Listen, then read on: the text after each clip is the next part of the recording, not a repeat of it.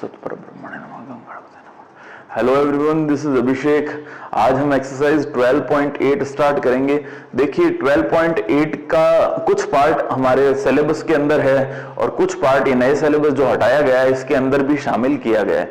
तो अपन क्या करेंगे, पूरी 12.8 एक्सरसाइज करेंगे। इसमें पता नहीं भाई अभी कह रखा है कुछ पार्ट आएगा कुछ पार्ट नहीं आएगा, कंफ्यूजन रहेगा। तो 12.8 एक्सरसाइज है, इसको हम पूरा ही कंप्लीट कवर कर लेते हैं। ज्यादा माथा बच्ची वाली है नहीं, बहुत इजी पैटर्न दे रखा है, उस पैटर्न की हेल्प से हम इसको सॉल्व करेंगे। तो 12.8 एक्सरसाइज क्या है, वो है रेखिक अवकल समीकरण। देखिए इसका नाम है रेखिक अवकल समीकरण।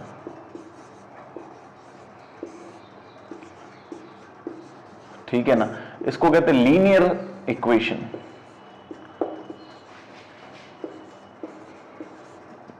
Linear differential equation.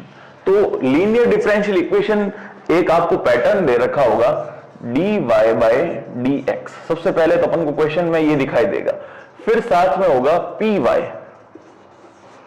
और इज इक्वल टू होगा q। इस प्रकार की हमको एक समीकरण दिखाई देती है अगर, जिसमें dy बाय dx हो, साथ में हो py और इज इक्वल टू में हो q। यहां पर ये जो p और q है ये या तो हो सकते हैं कांस्टेंट टर्म।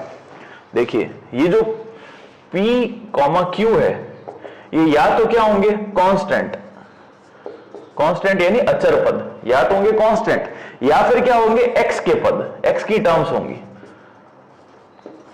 तो दोनों में से कोई भी एक हो सकता है, या तो कांस्टेंट टर्म होगी या x के पद होंगे। तो अगर इस प्रकार की इक्वेशन हो कि dy बाय dx यहां पर कोई कांस्टेंट टर्म हो उसके साथ y हो, और दूसरा क्या है यहां पर q दे रखा है, q भी x या कांस्टेंट कुछ भी हो सकता है।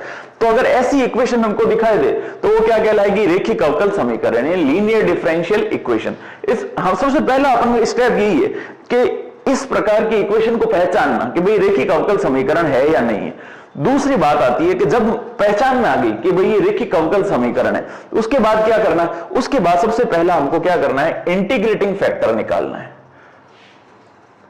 इंटीग्रेटिंग फैक्टर इसको कहते हैं IF या ब्रैकेट में अपन इसको लिख देते हैं समाकल गुणांक। समाकल गुणांक।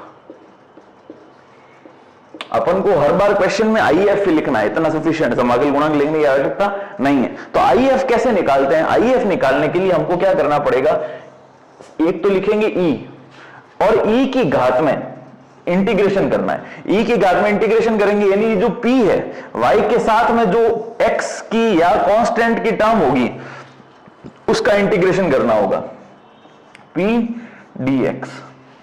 आ गई बात समझ में। तो आंसर E की पावर में आएगा, ये टेंशन नहीं लेना आपको, आंसर जो है वो E की पावर में आएगा इसी प्रकार से। तो सबसे पहला स्टेप क्या करना है, आइडेंटिफाई करना है कि रेखिक अवकल समीकरण है या नहीं। आइडेंटिफाई करने के बाद दूसरा स्टेप क्या है कि हमको IF निकालना पड़ेगा, समाकल गुणांक। ठीक है ना। तीसरा इसके अंदर जो स्टेप आता है वो स्टेप आता है इसको इस प्रकार व्यवस्थित करना। सबसे पहले लिखेंगे y, क्या लिखना है y, उसको मल्टीप्लाई करना है IF से। तो इसको मल्टीप्लाई कर देंगे हम IF से। IF मतलब यहां पर जो हमारे पास टर्म प्राप्त होगी वो y को मल्टीप्लाई करना IF से is equal to integration of q। यहां पर ये जो टर्म थी q वो यहां पर लिखेंगे, उसको मल्टीप्लाई करेंगे किससे, IF से, IF से, और साथ में लगा देंगे dx और प्लस c। यहां पर हम क्या करेंगे, c को पहले ही लिख देंगे इंटीग्रेशन से पहले, क्योंकि एक बार इंटीग्रेशन यहां पे हो चुका है इसलिए यहां पर कांस्टेंट c आएगा। अब देखिए ये जो q है ये वाला, इसका मल्टीप्लाई करना है इस वाले से IF। जो आंसर आएगा ना अपना IF का उसको मल्टीप्लाई करेंगे और dx करेंगे और फिर इन दोनों का क्या करेंगे, इंटीग्रेशन करेंगे। वो इंटीग्रेशन कैसा होगा, वो खंडशः समाकलन से होगा, यानी फर्स्ट फंक्शन और सेकंड फंक्शन मान के। अब जरूरी नहीं है ये फर्स्ट हो या सेकंड, ये भी सेकंड हो सकता है, ये भी फर्स्ट हो, कैसे भी वो अपन आई लेट के हिसाब से करेंगे। कौन सी टर्म, आई लेट। ये मैंने आपको बता रखा है कि फर्स्ट फंक्शन सेकंड फंक्शन किससे चूज करते हैं। अपन ने खंडशः समाकलन पढ़ा था जिसका लिंक मैंने यहां दे रखा है। उस खंडशः समाकलन विधि को बहुत अच्छे से पढ़ लेना, क्योंकि अगर खंडशः समाकलन नहीं आई तो इस स्टेप में आके आप फंस जाएंगे। ये स्टेप आने के लिए आपको खंडशः समाकलन विधि का आना बहुत ही ज्यादा जरूर है। चैप्टर 9वीं का 9वीं प्रश्नावली के अंदर अपन ने खंडशः समाकलन पढ़ा था, तो वो आई लेट का यूज करके ये टर्म हमेशा सॉल्व होगी ज्यादातर क्वेश्चंस के अंदर। तो पहले आप इस चीज को अच्छे से पढ़ लीजिएगा। नहीं पढ़ा हुआ है आई लेट खंडशः समाकलन अपन ने कैसे किया, तो उसका लिंक मैंने दे रखा है, उसको आप जरूर देखिएगा, ठीक है ना। तो ये बात आपको सबसे इंपॉर्टेंटली पता होनी चाहिए। अब ये यहां पर होने के बाद फाइनल आंसर जो है वो हमारे y के टर्म में आ जाएगा। यहां पर अपने फाइनल आंसर, ठीक है। तो ये मेजरली 3 स्टेप हैं, 1, 2 और 3, और तीसरा स्टेप यानी यहां पर इंटीग्रेशन करना है। चौथे स्टेप में अपने पास आंसर आ जाएगा। इसका 2-3 स्टेप हो सकते हैं, तो चौथे 5वें स्टेप में इसका आंसर आएगा। तो आप सभी के लिए मैंने ये बता दिया है कि रेखिक अवकल समीकरण को किस प्रकार से सॉल्व किया जाता है। अब बिना किसी देरी के वीडियो स्टार्ट करते हैं। अब इसमें एक दूसरा पैटर्न है जिसमें यहां पर dy/dx की जगह dx/dy है। वो क्वेश्चन शायद हटा दिए गए, लेकिन अपन उनको भी करेंगे ताकि दिमाग के अंदर कोई टेंशन नहीं रहे कि ये क्वेश्चन आएगा ये नहीं आएगा। अपनी पूरी एक्सरसाइज ही कर देंगे। इसके 2-3 क्वेश्चन है वो नहीं आने का कह रहे हैं सभी जो मेरे साथ वाले टीचर थे, तो लेकिन मैं इसको पूरा ही करवा दूंगा। तो आप अगर वीडियो पसंद आता है, ये समझ में आ जाती है और मेरा पढ़ाया हुआ टेक्निक आपको समझ में अच्छी लगती है, तो उसको प्लीज लाइक जरूर कीजिएगा वीडियो को और अपने फ्रेंड्स तक इसको शेयर जरूर कीजिएगा। Thank you. अब देखिए क्वेश्चन नंबर फर्स्ट हमको दे रखा है dy/dx plus 2y is equals to 4x। तो अपनी जो रेखिक अवकल समीकरण थी उससे तुलना करते हैं। देखो रेखिक अवकल समीकरण क्या थी, dy/dx plus py is equals to q, ऐसी थी, ठीक है। तो देखो सेम टू सेम चीज है, यहां पर dy/dx, यहां पर भी dy/dx, ये y दे रखा है, इधर भी y है, तो और ये जो q है ये इधर वाली टर्म, तो यहां से हम कंपेयर करते हैं। ये तो हमको देख के आइडेंटिफाई हो गया कि भाई dy/dx है, साथ में एक y की टर्म है, ठीक है ना। और रिमेनिंग जो है या तो कांस्टेंट होगा या क्या x की टर्म होगी, तो वो टर्म हमको दिखाई देगी। तो ये कैसी समीकरण हो गई, रेखिक अवकल समीकरण। इसमें क्या करते हैं, अब तुलना करते हैं इस स्टैंडर्ड इक्वेशन की और इस समीकरण की। तो y के साथ क्या है, यहां पर p, यहां पर y के साथ क्या है 2, तो बस p की वैल्यू कितनी हो गई, यहां पर p की वैल्यू हो गई 2 और q की वैल्यू कितनी हो गई 4x इज इक्वल टू क्या लिख देंगे हम q। तो ये दो वैल्यूज हमको पता पड़ गई। तो ये जैसे ही दो वैल्यू पता पड़ती है हम क्या निकालते हैं, इंटीग्रेटिंग फैक्टर हम निकालते हैं। यहां पर इंटीग्रेटिंग फैक्टर, समाकल गुणांक,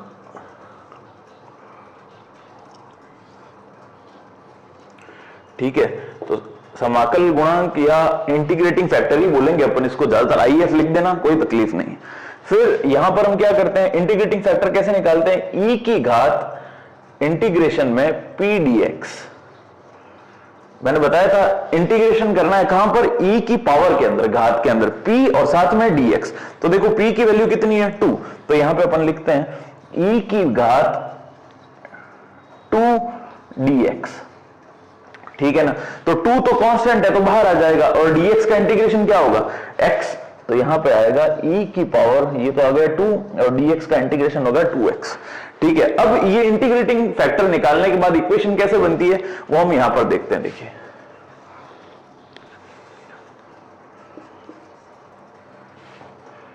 y into IF, integrating factor हमारा जो था वो लिखना है, is equal to integration of q into IF,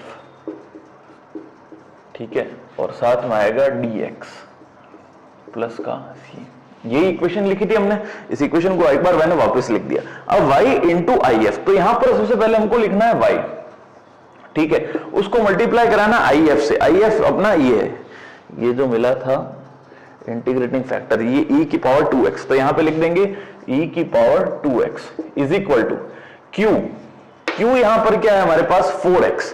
तो देखो 4 तो कांस्टेंट है तो बाहर निकाल देते हैं, और x की वैल्यू, x तो x ही रहेगा, और IF integrating factor, integrating factor है e की पावर 2x, तो इसको लिखते हैं e की पावर 2x साथ में dx, और c यहां पर स्टार्टिंग में यहीं पे लिख देते हैं।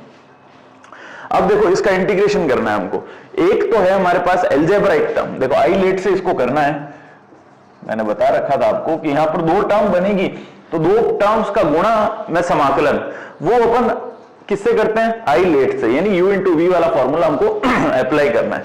तो इसमें पहले तो है एल्जेब्राइक ये वाला, और दूसरा एक्सपोनेंशियल। तो एल्जेब्राइक को लेंगे हम फर्स्ट फंक्शन, और e की पावर 2x को क्या लेंगे, सेकंड फंक्शन। ठीक है, तो ये तो एज इट इज बाहर इसको रहने देते हैं, y e की power 2x is equal to, यहां पर आएगा 4 तो बाहर ही है, फर्स्ट फंक्शन को रखते हैं एज इट इज, इंटीग्रेशन करते हैं अपन दूसरे वाले का, फिर माइनस का निशान लगाते हैं, इधर लिखते हैं हम लोग इंटीग्रेशन ऑफ फर्स्ट फंक्शन का डेरिवेटिव करते हैं। तो x का डेरिवेटिव कितना आता है 1, तो 1 लिखने की आवश्यकता नहीं है, लिखो तो भी कोई बात नहीं, नहीं लिखो तो भी चलेगा। e की पावर 2x का क्या करना पड़ेगा, इंटीग्रेशन, यहां लिखेंगे e की पावर 2x का इंटीग्रेशन, और इस वाले इंटीग्रेशन का एक dx और आएगा साथ में। ठीक है, प्लस का c। ये कौन सा फॉर्मूला लगाया आपको नहीं पता हो तो बता देता हूं, मैंने अपने समाकलन के टाइम ये फॉर्मूला बताया था, दो पदों का गुणनफल 9.6 या 9.7 थी, उसका लिंक मैंने दे रखा है, देख लेना आप। तो इसमें वो फंक्शन कैसे लगता है उसका सिर्फ फॉर्मूला बताता हूं। अगर दो फंक्शन u इंटू वी में है, तो अगर इसको u को फर्स्ट फंक्शन और v को सेकंड फंक्शन मानते हैं अपन, किसके थ्रू, आई लेट के थ्रू। ये मैंने जो एक्सरसाइज करवाई थी उसका लिंक मैंने आपको दे रखा है, वहां से देख लीजिएगा।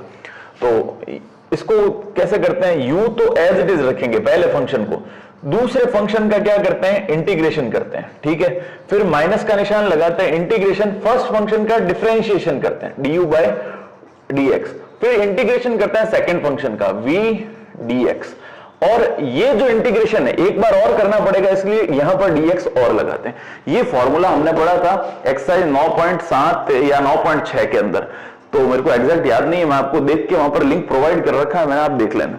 तो ये फॉर्मूला हमने यहां पर अप्लाई किया। सबसे पहले क्या किया, x को एज इट इज रखा, e की पावर 2x का हमने इंटीग्रेशन किया, और साथ में यहां dx आएगा।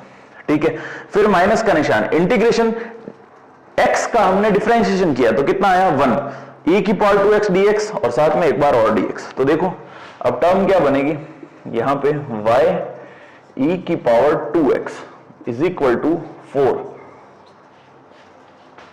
x की term as it is, e की पावर 2x का इंटीग्रेशन क्या होगा, e की पावर 2x अपॉन 2। अपॉन 2 क्यों आएगा, क्योंकि e की पावर x का तो होता है e की पावर x, लेकिन साथ में जो 2x है इसका हम करेंगे डिफरेंशिएशन, तो 2x का डिफरेंशिएशन कितना आता है 2, माइनस के अंदर। अब देखो 1 तो एज इट इज रहेगा इंटीग्रेशन, क्योंकि 1 मतलब है नहीं कुछ, तो यहां पर e की पावर 2x का इंटीग्रेशन अंदर होगा, तो पहले e की पावर 2x का क्या होगा, e की पावर 2x ही होगा, और 2x का क्या होगा 1/2, तो 1/2 हमने बाहर लिख दिया, और साथ में ये तो खत्म हो गया, एक बार इंटीग्रेशन कर दिया हमने, अब ये वाला dx काम आएगा, तो हम इस dx को लिखते हैं, और प्लस का क्या है c। तो आपको ये इंटीग्रेशन करना आना जरूरी है, आप जरूर एक बार, अगर आपको नहीं आता है तो उस लिंक में जाके जरूर देखना। आप यहां पर क्या है देखें,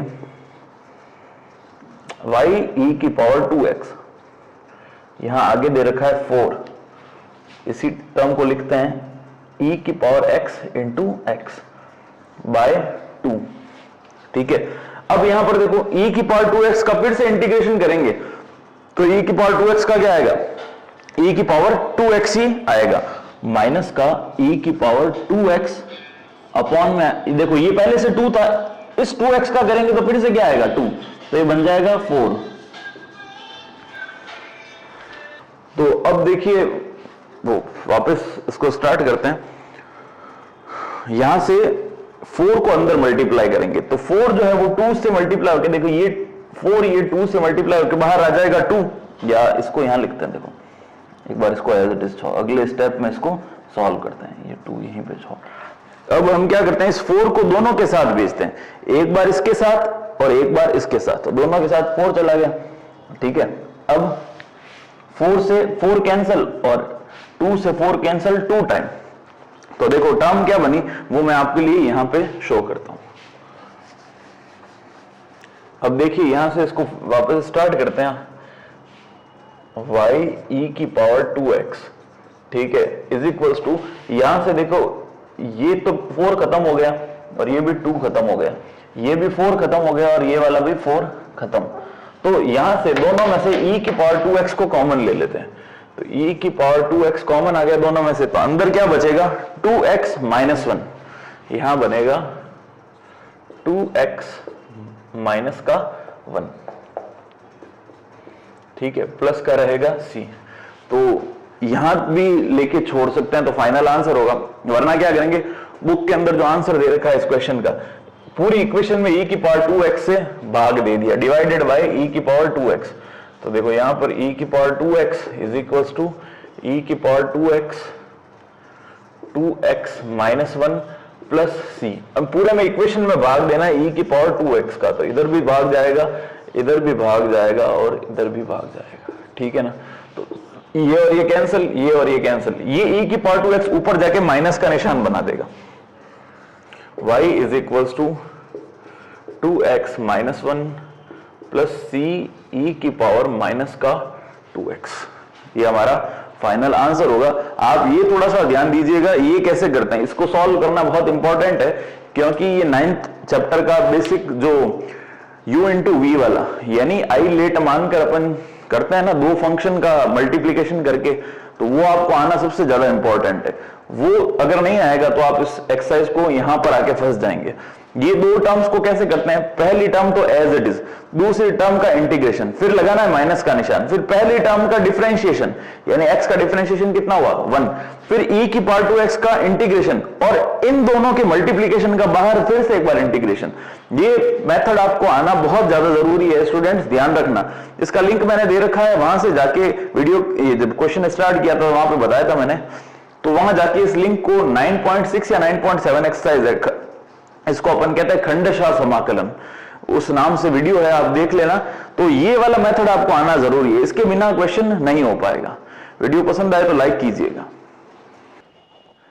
अब देखिए क्वेश्चन नंबर 2 स्टार्ट करते हैं। cos square x dy by D X plus Y is equal to tan x। तो ये रेखिक अवकल समीकरण जैसी ही दिख रही है, बस यहां पर जो है ये cos स्क्वायर x एक्स्ट्रा दे रखा है, तो हम इसको क्या करते हैं, पूरी इक्वेशन को cos स्क्वायर x से भाग दे देते हैं। तो यहां लिखेंगे cos स्क्वायर x का भाग देने पर dividing by cos square x, ठीक है ना।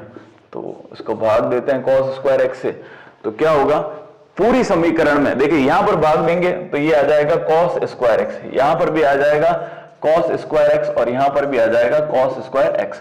तो ये cos से ये cos तो कट जाएगा, तो इधर क्या बचेगा dy बाई डी एक्स, इधर है हमारे पास dy by D X plus का 1 अपॉन cos को क्या लिखते हैं sec, तो यहां पर क्या आ जाएगा sec स्क्वायर x और साथ में क्या पड़ा है इसके y, ठीक है, इज इक्वल टू tan को क्या लिखते हैं sin बाई cos, ताकि एक ये क्यों चेंज कर रहा हूं, क्योंकि अपन को क्या फाइनल टर्म है वो मिल जाए, इसको लिखते हैं sin बाय cos, और cos स्क्वायर तो एज इट इज है तो इसको cos स्क्वायर ही लिखेंगे, या एक सेकंड इसको ऐसा नहीं लिखते, tan तो एज इट इज ही है, क्योंकि दिमाग में नहीं आया मेरे, यहां पर देखो tan तो as it is, tan x तो एज इट इज को 1 अपॉन cos स्क्वायर को क्या लिख सकते हैं sec स्क्वायर, ठीक है। अब देखिए इस क्वेश्चन को बन गई अपने लीनियर डिफरेंशियल इक्वेशन, यहां पर है dy बाई डी एक्स, तुलना करते हैं, देखो इसकी प्लस क्या है py इज इक्वल टू क्या दे रखा है q, तो dy बाई डी एक्स की term dy by D x y, ये y और रिमेनिंग टर्म q, तो q की वैल्यू क्या हो गई यहां पर ये टर्म, और p की वैल्यू क्या हो गई ये टर्म, क्लियर है। तो यहां लिखते हैं तुलना करने पर, तुलना करने पर, तुलना से या on comparing, p equal to कितना आ गया sec स्क्वायर x, ठीक है, और q इक्वल टू कितना आ गया अपने पास tan x sec square x, tan x sec square x, ठीक है ना। बस तो अब इसका जनरल सॉल्यूशन क्या होता है वो अपन पहले निकालते हैं, इंटीग्रेटिंग फैक्टर उसके बाद करेंगे, e की पावर p dx, ठीक है ना। तो ये हो जाएगा इंटीग्रेटिंग फैक्टर IF। अब IF की वैल्यू कितनी आएगी वो देखते हैं,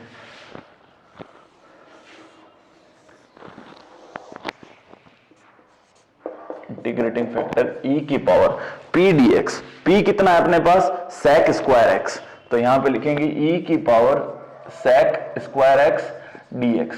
तो sec स्क्वायर x dx कितना हो जाएगा, sec स्क्वायर का इंटीग्रेशन tan x, तो e की पावर tan x। ठीक है, तो ये तो आ गया इंटीग्रेटिंग फैक्टर। अब अतः इसका जो सॉल्यूशन है, अतः समीकरण का हल, समीकरण का हल। अब समीकरण का हल क्या होगा, सबसे पहले लिखेंगे y इंटू इंटीग्रेटिंग फैक्टर। ये एक बार फॉर्मूला मैं लिख रहा हूं सेकंड क्वेश्चन तक, अब आगे मैं फॉर्मूला नहीं लिखूंगा, आपको हर बार लिखना पड़ेगा। यहां पर लिखेंगे integration of q into I F. ठीक है, आई एफ से गुणा, साथ में dx प्लस का क्या आएगा c। अब बस वो वैल्यूज पुट कर देते हैं, अपना आंसर निकालते हैं। तो आई एफ की वैल्यू e की पावर tan x, तो यहां पर क्या बनेगा देखो, y इंटू ई की पावर tan x। ठीक है, इज इक्वल्स टू इंटीग्रेशन में q दे रखा है अपन को कितना, sec x tan x, तो यहां पे लिख देंगे sorry tan x sec square x, तो लिखेंगे tan x और साथ में क्या है sec स्क्वायर x। अब इंटीग्रेटिंग फैक्टर कितना है, e की पावर tan x, तो यहां पर e की पावर tan x भी लिखते हैं और साथ में आएगा dx प्लस का c। अब देखो इंटीग्रेशन करना है तो अपन को प्रतिस्थापन से समाकलन भी पता है और आई लेट वाला जो खंडशः समाकलन है, दोनों पता होने जरूरी है। तो यहां पर क्लियरली दिख रहा है कि अगर मैं tan x को t मानता हूं तो ये भी t हो जाएगा और ये भी t हो जाएगा, और sec स्क्वायर x dx जो है वो dt बन जाएगा। आसान सा है, तो अपन यहां लेट करते हैं, माना tan x इक्वल टू क्या होगा t, तो sec स्क्वायर x dx बराबर क्या बन जाएगा dt। तो ये चीज अपन को मालूम है, तो इधर लिखते हैं देखो, y इंटू ई की power tan x is equal to integration of tan x का अपन क्या लिखेंगे t, इसको t माना, e की पावर भी क्या हो जाएगा t, और ये sec स्क्वायर x ये वाला, ठीक है, और साथ में dx, sec square x dx क्या बन जाएगा dt, ये बन जाएगा dt। क्लियर है। अब यहां पर u इंटू वी वाला फंक्शन यानी आई लेट, ILATE, तो एल्जेब्राइक है पहला, यानी ये बीजगणितीय फलन है, तो इसको लेंगे फर्स्ट फंक्शन और ये है सेकंड फंक्शन। तो वैसे ही आई लेट के सूत्र से करेंगे, यहां पे लिखते हैं देखो y इंटू ई की पावर tan x, ठीक है, इज इक्वल्स टू, यहां पर सबसे पहले first function as it is, तो t को एज इट इज लिखते हैं, e की पावर t का इंटीग्रेशन, तो e की पावर t का इंटीग्रेशन करेंगे, फिर आएगा माइनस का निशान, इंटीग्रेशन ऑफ पहले फंक्शन का डिफरेंशिएशन, यानी t का डिफरेंशिएशन t के रेस्पेक्ट में कितना होता है 1, तो यहां लिखेंगे 1 और मल्टीप्लाई में e की पावर t का इंटीग्रेशन, तो एक इंटीग्रेशन बनाते हैं e की पावर t का और साथ में क्या लिखेंगे dt, ये तो हो गया। अब इस वाले इंटीग्रेशन का एक और dt, अब देखो 1 लिखने की आवश्यकता नहीं है, ठीक है, तो 1 को हटा देते हैं।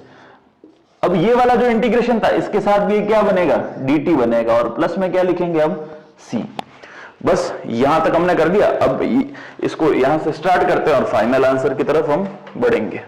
देखो यहां से लिखते हैं y इंटू ई की पावर tan x, ये लिखा y इंटू ई की power tan x is equal to t लिखा हमने, और e की पावर t का इंटीग्रेशन क्या होगा, e की पावर t ही होगा, ठीक है, माइनस का ये इंटीग्रेशन का निशान, ये वाला इंटीग्रेशन निशान लगाते हैं हम, और अंदर e की पावर t का इंटीग्रेशन e की पावर t ही होता है, तो e की पावर t लिखेंगे और साथ में क्या है dt प्लस का c। बस अब y इंटू ई की power tan x, t e की पावर t ये वाला माइनस का e की पावर t का फिर से इंटीग्रेशन करेंगे तो कितना होगा, e की पावर t ही होगा, तो e की पावर t प्लस का क्या आ जाएगा c। अब देखिए y e की power tan x is equals to, इन दोनों में से कॉमन ले लेते हैं e की पावर t, e की पावर t, और t की वैल्यू हमने क्या पुट की थी, देखो क्वेश्चन में कहां से स्टार्ट किया था, यहां पर t की जगह हमने लिखा था tan x, तो इन दोनों में से e की पावर t और t की जगह वापस क्या लिख देते हैं tan x, अंदर यहां पर t माइनस 1 बचेगा, t की जगह क्या लिखना वापस अपन को tan x और माइनस का 1 प्लस का सी। अब यहां पर लाके भी इसको ड्रॉप किया जा सकता है, या अपन क्या करते हैं दोनों पक्षों के अंदर e की पावर 10x से डिवाइड कर देंगे। तो e की पावर 10x से डिवाइड करते हैं तो टर्म क्या बनेगी, e की पावर 10x अपॉन e की power 10x is equals to e की पावर 10x ब्रैकेट के अंदर 10x माइनस का 1 प्लस का c। तो दोनों के नीचे हमने लेफ्ट और राइट दोनों साइड के अंदर e की पावर 10x से करना ही था डिवाइड हमको, तो e की पावर 10x से डिवाइड कर दिया, ये और ये कट गया, ये और ये कट गया, तो आंसर क्या बना, ये जो e की पावर 10x से ऊपर चला जाएगा, y is equals to 10x minus 1 plus c e की पावर माइनस का 10x, ये हमारा फाइनल आंसर होगा। या तो चाहो तो ये भी लिख सकते हैं और ये भी लिख सकते हैं, दोनों में से कोई भी हमारा आंसर हो सकता है। अब देखते हैं बुक में आंसर जो है वो किस प्रकार से पूछा गया है।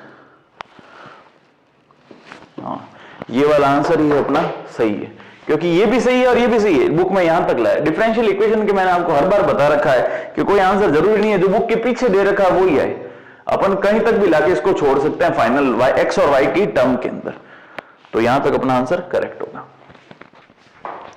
अब देखिए क्वेश्चन नंबर 3 हमारे सामने है 1 plus X square D Y by D X plus 2xy is equal to 4x square. Question जो बुक के अंदर है उसमें y पहले लिखा है, x को बाद में लिखा है, तो उससे कोई फर्क पड़ता नहीं हमारे को, दोनों में से कुछ भी पहले लिखा हो मल्टीप्लाई में तो आगे पीछे लिख सकते हैं। तो अब जो सबसे इंपॉर्टेंट हमारी बात है कि इसको तुलना करते हैं किससे, लीनियर डिफरेंशियल इक्वेशन से, रेखिक अवकल समीकरण से। तो रेखिक अवकल समीकरण क्या है, dy by D X plus P Y is equal to Q, ठीक है ना। तो देखिए dy बाई डी एक्स हमारे पास है, ये रहा, ये भी है, y हमारे पास है, इसके आगे p है यानी ये दे रखा है और q की वैल्यू ये, तकलीफ कौन दे रहा है, 1 प्लस एक्स स्क्वायर। तो हम क्या करते हैं 1 प्लस एक्स स्क्वायर का भाग देते हैं पूरी समीकरण में ताकि ये इक्वेशन इसमें बदल जाए। तो लिखेंगे 1 प्लस एक्स स्क्वायर का भाग देने पर पूरी समीकरण में, ठीक है, भाग देने पर, तो यहां पर क्या बनेगा, देखिए इसके नीचे भाग देंगे तो 1 प्लस एक्स स्क्वायर तो कट जाएगा, केवल क्या बनेगा dy बाई डी एक्स, ठीक है, प्लस का यहां आएगा ऊपर तो 2x अपॉन में हम भाग देंगे 1 प्लस एक्स स्क्वायर से, और साथ में क्या रहेगा y इज इक्वल टू यहां पे आएगा 4x स्क्वायर और अपॉन में आएगा 1 प्लस एक्स स्क्वायर। ये अपने पास एक डिफरेंशियल इक्वेशन बन गई। अब देखो यहां पर ये जो चीज है ये तो हो जाएगी p, y के साथ होता है p होता है, और ये टर्म क्या है q। बस अब इंटीग्रेटिंग फैक्टर निकालते हैं, अपन एक बार मेंशन कर देंगे कि p इक्वल टू क्या होगा 2x upon 1 plus X square, और q इक्वल टू क्या हो जाएगा 4x square upon 1 plus X square, ठीक है। p और q की वैल्यू निकल गई, अब अपन को क्या बनाना है इंटीग्रेटिंग फैक्टर। तो IF इंटीग्रेटिंग फैक्टर को हम लिखते हैं, क्या होता है e की पावर p dx, e की पावर p और साथ में dx। तो देखिए e की पावर इंटीग्रेशन p की वैल्यू कितनी है 2x upon 1 plus X square, 2x upon 1 plus X square, और साथ में क्या आएगा dx। तो अपन सिर्फ ऊपर वाले का ई छोड़ दो, ऊपर वाले का इंटीग्रेशन कैसे होगा ये मैंने बता रखा है कि अगर ऊपर f डैश x हो और नीचे fx हो, ये फॉर्मूला है इंपॉर्टेंट एक, तो इसका आंसर क्या आता है log fx, log में fx। तो अपना यहां पर e की पावर में जो चीज है वो क्या है, देखो 2x upon 1 plus X square और साथ में dx। अगर 1 प्लस एक्स स्क्वायर को मैं t मानता हूं तो इसका डिफरेंशियल करेंगे तो क्या आएगा 2x और dx, यानी नीचे जो फलन fx है उसका ऊपर की तरफ क्या दे रखा है डिफरेंशिएशन। अगर ऐसा है तो नीचे वाला जो फंक्शन है fx वो log में आ जाता है, यानी यह टर्म क्या बनेगी log 1 प्लस एक्स स्क्वायर, ये बन गया log 1 प्लस एक्स स्क्वायर। तो ये चीज लिखनी है अपन को e की पावर में, ठीक है, ये मैंने अलग से करके बताया ताकि आपको समझ में आ जाए क्या करना है हमको इसमें। तो 1 plus log 1 plus x, log 1 plus X square upon e की पावर में लिखेंगे, तो हम ये फॉर्मूला जो अपन ने अप्लाई किया, इस फॉर्मूले को आप लिख सकते हैं कि हमने इस फॉर्मूले की सहायता से इसको लिखा है। तो अब जो IF है वो IF की वैल्यू क्या आ गई, e की power log 1 plus X square. अब e की पावर और log, e की घात में कभी भी log आता है तो कट जाते हैं आपस में, तो टर्म क्या बनेगी, केवल 1 प्लस एक्स स्क्वायर। ठीक है, ये तो हमारा IF आ गया। IF की वैल्यू कितनी आई, 1 प्लस एक्स स्क्वायर। अब हम क्या करेंगे, इस अवकल समीकरण का हल लिखेंगे। अतः अवकल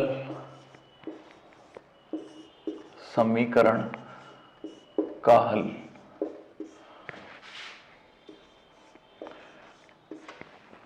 y इंटू IF की वैल्यू कितनी है, 1 प्लस एक्स स्क्वायर। आपको वापस वो फॉर्मूला लिखना पड़ेगा, मैंने फॉर्मूला नहीं लिखा है। y इंटू IF इंटीग्रेशन में q की वैल्यू कितनी है अपने पास, 4x स्क्वायर, यहां पर कितना था 4x, हाँ 4x square upon 1 plus X square. तो देखो 4x square upon 1 plus X square, ये तो वैल्यू किसकी है, q की। q को किससे मल्टीप्लाई करना होता है, IF से। IF कितना है, 1 प्लस एक्स स्क्वायर। ठीक है, और साथ में क्या आएगा, dx प्लस में c। तो 1 प्लस एक्स स्क्वायर और 1 plus X square cancel out हो जाएगा। तो देखो यहां पर क्या टर्म बनी,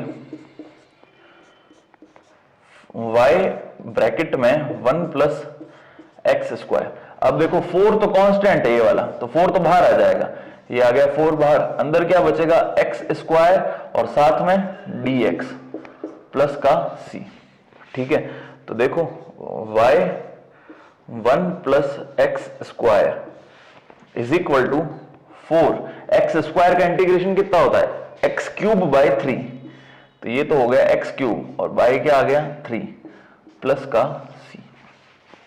अब हम चाहे तो 3 को मल्टीप्लाई इधर एलसीएम लेके वज्र गुणा करते हैं, वरना यहां तक की आंसर पर्याप्त है अपना, सफिशिएंट है, फाइनल आंसर यही होगा। एक बार बुक का आंसर चेक करते हैं, क्योंकि डिफरेंशियल इक्वेशन के जो आंसर होते हैं वो अपने जैसे भी हो वैसे सही हो सकते हैं, बस अपना किया हुआ जो पैटर्न है वो सही होना चाहिए। तो देखो यहां तक करेंगे तो भी आपके पूरे नंबर मिलेंगे। अब बुक वाले ने इसका जो आंसर है वो दिया है 4/3। अच्छा, एलसीएम लेके इसको सॉल्व किया और y को अकेला रखा है। कुछ नहीं है, देखो y को अकेला रखा है यहाँ पे, इस 1 प्लस एक्स स्क्वायर को दोनों के साथ नीचे भेज दिया, यानी 4/3 एक्स क्यूब, और ये 1 प्लस एक्स स्क्वायर इसके नीचे भी और प्लस c के नीचे भी।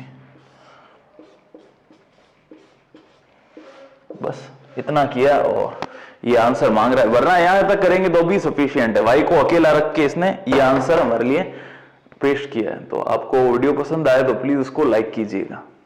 अब देखिए क्वेश्चन नंबर 4 जो है वो एक अलग टाइप का क्वेश्चन है। ये वो क्वेश्चन है जो एग्जाम में हमको नहीं करने का बोला गया है, हालांकि ये कंफ्यूजन है, लेकिन ये किस प्रकार से करेंगे अगर आ भी जाए तो आप इसको समझिएगा। देखना, यहां पर हमको दे रखा है कि ये टर्म है, तो अपन को डिफरेंशियल इक्वेशन बनानी है। देखो कौन सी, अब रेखिक अवकल समीकरण dy/dx plus py is equal to q, यानी अपन को एक तो y के साथ p की टर्म मिलेगी और q की टर्म्स मिलेगी।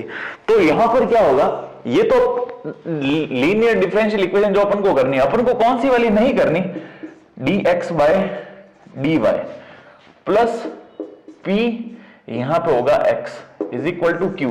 ये p और ये q जो है ये y की टर्म्स होगी, ठीक है, या कांस्टेंट टर्म होगी। तो ये वाली डिफरेंशियल इक्वेशन बनेगी इस प्रश्न के अंदर। जो अपन को ऐसा कंफ्यूजन है कि करनी कि नहीं करनी, क्योंकि जो कटा हुआ पार्ट है उसके अंदर ये वाला क्वेश्चन अपन को स्पष्ट मना है कि अगर ऐसी डिफरेंशियल इक्वेशन आती है तो आपको नहीं करनी। लेकिन फिर भी आपको समझाने के लिए मैं बता रहा हूं कि अगर ऐसा प्रश्न आ भी जाए सपोज, क्योंकि आगे वाले प्रश्न दे रखे हैं तो बीच में से कभी एग्जामिनर का दिमाग घूम जाए, दे दे बिना सोचे समझे, तो इसको कैसे करना है। अब इसको करने का एक अपन टेक्निक देखते हैं। होगा क्या, अपन जैसे दिखने में तो वैसी की वैसी डिफरेंशियल इक्वेशन है, रेखिक अवकल समीकरण के जैसी, कि अगर इसका हम भाग दे देंगे तो ये वैसी बन जाएगी। तो अब एक और भाग देके देखते हैं। देखो इस टर्म का हम क्या करेंगे, पूरे का भाग देंगे, तो इधर भाग देंगे तो ये कट जाएगी, तो इधर तो क्या बचेगा, dy/dx प्लस y अपॉन क्या बनेगा, 2x minus 10y cube is equal to 0। तो अब देखिए ये लीनियर इक्वेशन अगर इसको माने तो ये 1 आगे कुछ नहीं तो 1 लिख सकते हैं, 1 अपॉन ये टर्म क्या बनेगी p, तो इसका इंटीग्रेशन संभव ही नहीं क्योंकि x और y दोनों की टर्म है और यहां पर 0 आ रहा है, तो यानी ये डिफरेंशियल इक्वेशन रेखिक अवकल समीकरण इस प्रकार की नहीं बनेगी। ये किस प्रकार की बनेगी, जो पहले मैंने यहां लिख रखी थी। तो इसके लिए हम क्या करते हैं, dx बाय dy की वैल्यू को फाइंड आउट करेंगे। तो dx बाय dy की वैल्यू किस प्रकार फाइंड आउट होगी वो देखते हैं। हम क्या करेंगे, इस इक्वेशन के अंदर जो हमने क्वेश्चन में दी हुई है इसमें y को उधर शिफ्ट करेंगे, तो जैसे ही y उधर शिफ्ट करेंगे तो माइनस के अंदर चला जाएगा, तो इधर टर्म बनेगी 2x माइनस 10y क्यूब साथ में dy बाय dx, ये y उधर जाएगा तो बनाएगा माइनस का। ठीक है, अब क्रॉस मल्टीप्लाई करते हैं, देखो dy बाय dx तो ऊपर आ जाएगा और dy कहां चला जाएगा, नीचे, तो इधर तो ये क्या टर्म रहेगी, क्या टर्म है देखिए 2x माइनस का 10y क्यूब, इधर रहेगा माइनस का y और साथ में आ जाएगा dx बाय dy। अब पूरी समीकरण में dx बाय dy, ठीक है, ये टर्म हमारे पास। अब हमको क्या करना है, ये वाली डिफरेंशियल इक्वेशन बनानी है, कौन सी मैंने लिखी थी गलती से रफ कर दी, dx by dy plus p, यहां पे आएगा x और ये q, जहां p और q क्या है, y और कांस्टेंट टर्म्स हो सकती है। तो अब देखो पूरी समीकरण में dx बाय dy के आगे कुछ नहीं है, तो इसके आगे जो भी है उसका डिवाइड करते हैं अपन पूरी इक्वेशन में। तो क्या करेंगे, माइनस y से भाग देने पर, माइनस y से भाग देने पर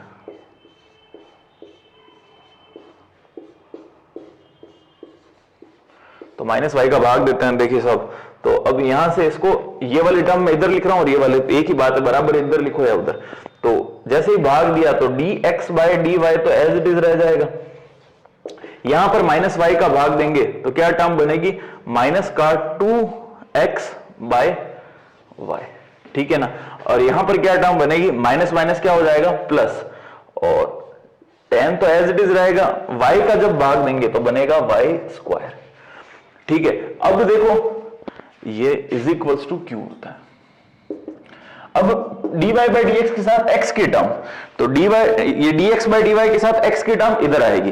तो अब देखो फाइनल डिफरेंशियल इक्वेशन जो हमारी बनेगी, रेखिक अवकल समीकरण दूसरे प्रकार की, जो हमको नहीं करनी है वैसी वाली, तो px यानी x वाली जो टर्म है इधर आएगी, तो x वाली माइनस का टर्म इधर आएगा, तो क्या बन जाएगा प्लस का 2x by y is equal to क्या आ गया 10y स्क्वायर। अब ये देखो इस अवकल समीकरण जैसी हो गई। तो अब हमको p और q की वैल्यूज फाइंड आउट करनी है। तो x के साथ जो भी है, x के साथ जो भी है वो क्या टर्म हो गई p की, समझ में आया। और ये क्या हो जाएगी q की टर्म। तो यहां लिखते हैं अपन, देखो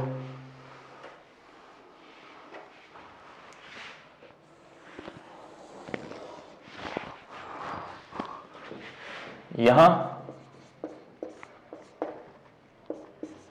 p इज इक्वल्स टू हो जाएगा 2 बाय y और q is equals to 10y square, यहीं पे लिख देते हैं q is equals to 10y square, ठीक है। ये दोनों टर्म्स लिखनी है हमको, तो लिख दिया हमने। अब क्या करेंगे, x वहां पर क्या होता था y इंटू सॉरी, अब if निकालेंगे पहले।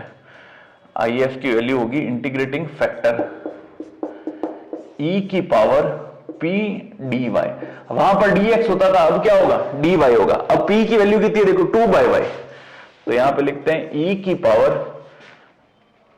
इंटीग्रेशन, ये 2 तो बाहर आ जाएगा 1 अपॉन y dy, तो 1 अपॉन y dy क्या होता है log y,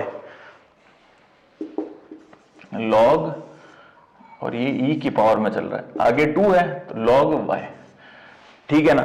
अब देखो समझने वाली बात है कि इसमें जो भी काम अपन x में कर रहे थे वो अब इसमें y में करेंगे, ठीक है ना। जहां x प्रयोग में लिया था वहां y प्रयोग में लेंगे, और जहां y प्रयोग लिया वहां पे x को प्रयोग में लेंगे। तो अब देखो e की पावर और log कैंसिल होता है, लेकिन बीच में क्या आ रहा है 2, तो इस 2 को यहां पावर में भेज देते हैं। ऐसा अपन को मालूम है कि भाई ये मैंने बता रखा है कि log m की पावर n हो, तो इसको क्या लिख सकते हैं n आगे आ सकता है, यानी n log m, ये टर्म बन सकती है। और अगर आगे n लिखा हुआ है तो वो पावर में चला जाएगा इस प्रकार से। तो अगर 2 जो था वो यहां पर लिखा होता तो मैंने ऊपर भेज दिया। ये क्यों भेजा? ताकि ई और लॉग क्या हो, कैंसिल आउट हो जाए।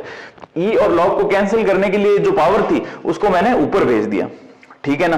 तो अब देखिए क्या करना रहा। तो इंटीग्रेटिंग फैक्टर जो है, ई और लॉग कट गए तो केवल क्या आया, वाई स्क्वायर। क्लियर है। अब इसका अवकल समीकरण का हल, अवकल समीकरण का हल, ठीक है। अब अवकल समीकरण का जब D Y by D X वाली अवकल समीकरण होती तो हम क्या लिखते थे, वाई इंटू आई एफ। तो अब क्या लिखेंगे, x into I F. I F कितना है, वाई स्क्वायर। फिर इंटीग्रेशन क्यू, क्यू की वैल्यू कितनी है, टेन वाई स्क्वायर। तो ये लिख दिया हमने टेन वाई स्क्वायर। इसको किससे मल्टीप्लाई करना था, आई एफ के साथ। आई एफ कितना है, वाई स्क्वायर। ये वाई स्क्वायर से कर दिया। वहां आता था पिछले क्वेश्चन के अंदर, वहां डी एक्स आता, तो यहां पर क्या आएगा, डी वाई। मैंने कहा जहां जहां एक्स है वहां वहां वाई से रिप्लेस करना है। कब, जब D X by D Y वाली डिफरेंशियल इक्वेशन बनती है। तो इधर देखिए क्या टर्म बनेगी, एक्स वाई स्क्वायर, यहां पे बनेगा टेन तो बाहर आ जाएगा, Y square into Y square कितना बनेगा, वाई की पावर 4 और साथ में डी वाई प्लस के अंदर यहां भी सी आएगा और यहां भी सी आएगा। तो एक्स वाई स्क्वायर, टेन की term as it is, Y की पावर 4 को क्या लिखेंगे, इंटीग्रेशन करने के बाद वाई की पावर 5 अपॉन 5 प्लस का सी। ये 5 10 से कट होगा 2 टाइम्स, तो बस देखिए एक्स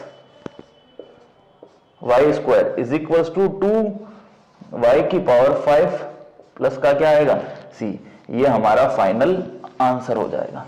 अब ये फाइनल आंसर है, या एक्स को अकेला रखो तो वाई स्क्वायर को उधर अपन डिवाइड के अंदर भेज देते हैं। एक बार चेक करते हैं आंसर में क्या पूछता है, X Y square plus is equal to 2 Y की पावर, ठीक है। इस बार इसने आंसर यहां तक ही लेके आया।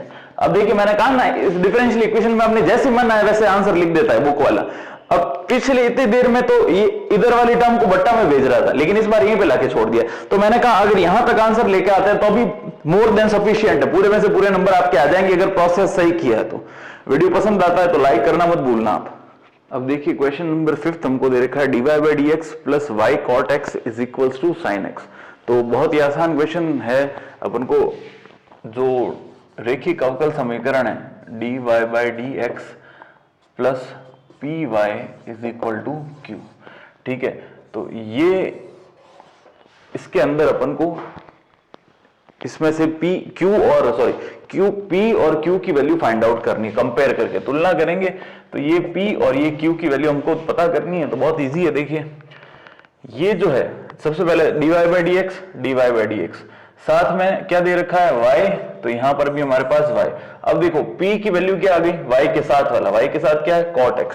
तो तुलना करने पर यहां पर लिखेंगे, तुलना करने पर, कंपेयर किया अपन ने, ठीक है। ऑन कंपेयरिंग p की जो वैल्यू है वो कितनी आ रही है, cot x, तो यहां पे लिखेंगे cot x। और q की जो वैल्यू है वो कितनी है, देखो इधर sin x, तो यहां पर आएगी sin x, ठीक है। तो अब अपन को पता पड़ गया कि भाई लीनियर डिफरेंशियल इक्वेशन है, रेखिक समीकरण है। तो p और q की वैल्यू अपन ने निकाल दी। तो आई एफ इंटीग्रेटिंग फैक्टर जो है, इंटीग्रेटिंग फैक्टर जो होगा e की पावर p dx, ठीक है, ये होता है अपने पास। अब बस इंटीग्रेटिंग फैक्टर निकालते हैं। देखो p dx, p कितना है अपने पास यहाँ पर cot x, तो यहाँ पे लिखेंगे cot x और साथ में क्या आएगा dx। और ये सब कुछ कहां पे होगा, e की पावर में। e को थोड़ा सा बड़ा लिखते हैं ताकि आपको दिख जाए। तो e की पावर cot x dx। तो cot x का फॉर्मूला हमको पता है कितना होता है, e की पावर cot x का फॉर्मूला है log sin x, ठीक है। cot x का डिफरेंशियल क्या होता है, log sin x। तो e और log क्या होंगे, कैंसल आउट हो जाएंगे। तो यहां पर आंसर जो बनेगा वो केवल क्या आएगा, sin x, ठीक है। बस तो अब देखते हैं, देखिए यहां पर तो रहेगा cos x, sorry sin x हो गया किसकी वैल्यू, इंटीग्रेटिंग फैक्टर की वैल्यू। अब इस समीकरण का हल हम बनाते हैं।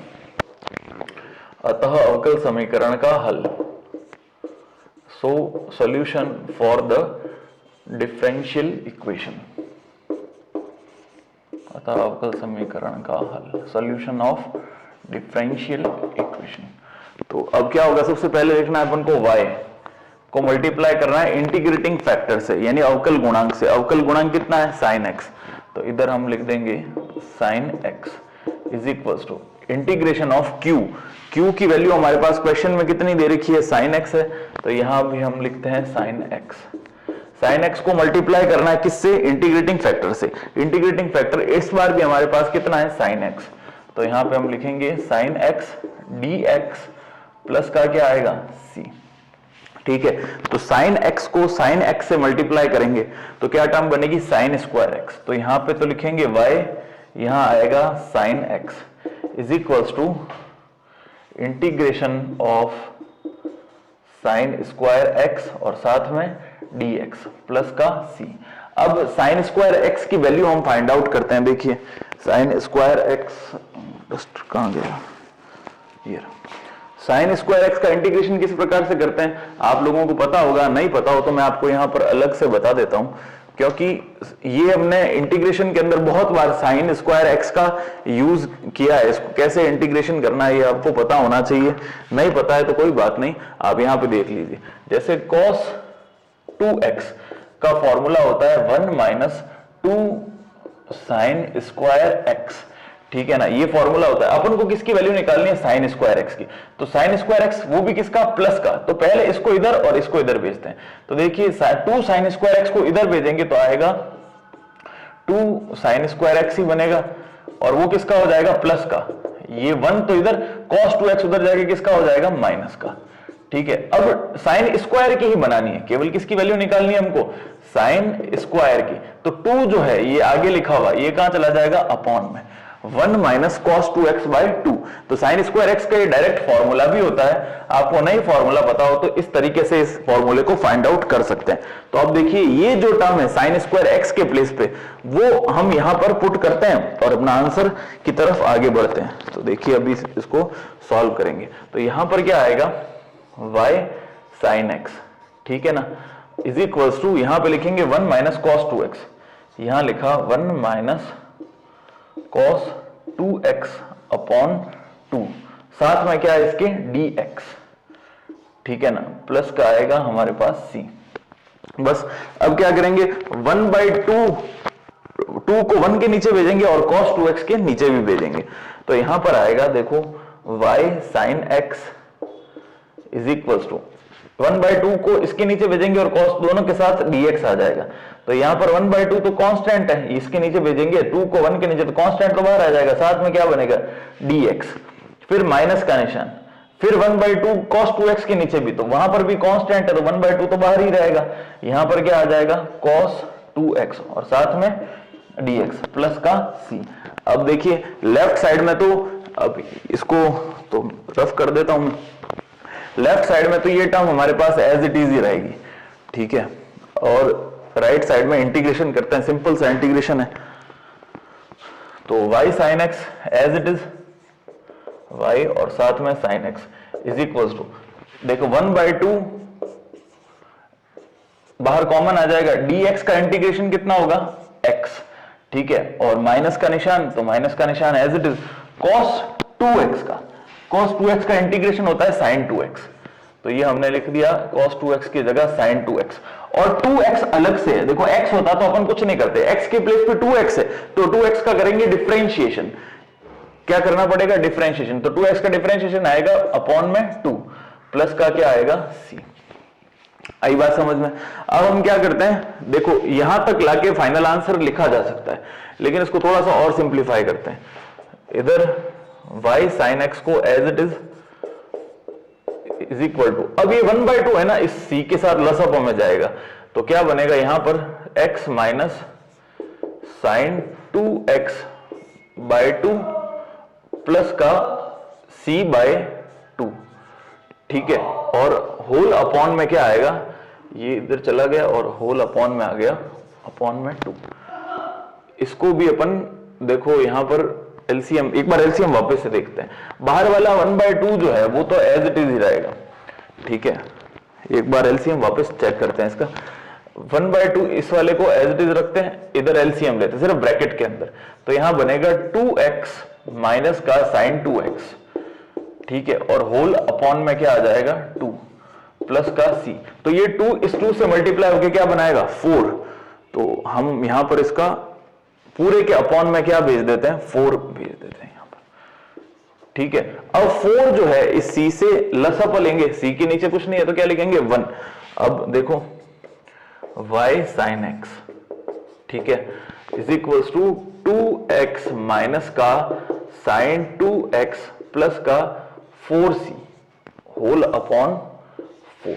एलसीएम लिया अपन ने इन दोनों का, अब इस 4 को इधर भेजते हैं, देखो तो क्या टर्म बनेगी 4y sin x, ठीक है, इज इक्वल्स टू यहां पर बनेगा 2x माइनस का साइन 2x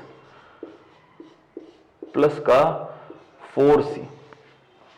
बस अब अकेले y को रखना है तो साइन को अपॉन में भेज देते हैं, या फिर ये भी फाइनल आंसर सटीक है, यहां पर लाके छोड़ देंगे तो भी आंसर अपना वैलिड होगा। और अगर ऐसा नहीं लिखते हैं तो इस y को अकेला रखना है तो इस साइन को नीचे भेज देंगे। देखते हैं एक बार बुक के अंदर क्या आंसर ये मांगता है। y sin x is equals to 1/2x, कुछ नहीं, यहीं तक इसने लाके छोड़ दिया इस आंसर को, यहां तक, तो इससे ज्यादा अपन को नहीं करना है। 1/2 माइनस का 4 sin, ठीक है, प्लस का c, ये इसने बुक वाले ने यहां पर लाके इसको ड्रॉप कर दिया। आप चाहे तो यहां तक भी कर सकते हैं, यहां तक भी और यहां तक भी, जैसा आपको इच्छा हो। नहीं तो अगर आपको इतना करना है जैसे बुक के अकॉर्डिंग, तो ये वाली चीज जो है ये आपको नहीं करनी। आए बात समझ में? तो आई होप आपको वीडियो पसंद आया होगा। 1 से 5 क्वेश्चन अपन ने इस वीडियो के अंदर कर दिए, और बाकी के 6 से लगा के 10 जो क्वेश्चन है वो अपन अगले वीडियो के अंदर करेंगे। तो इस एक्सरसाइज में से बड़ा नंबर प्रश्न आने की चांस रहता है। 6 नंबर का प्रश्न अगर आएगा तो इसमें से आएगा, या समघात अवकल समीकरण जो अपने पिछली एक्सरसाइज में की है उसमें से आ सकता है। तो अगर आपको वीडियो पसंद आया तो प्लीज इस वीडियो को लाइक कीजिएगा और अपने दोस्तों तक शेयर कीजिएगा। आपको वीडियो कैसा लगता है, मेरे पढ़ाने की टेक्निक कैसी है, उसके बारे में आप कमेंट भी कर सकते हैं। Thank you so much.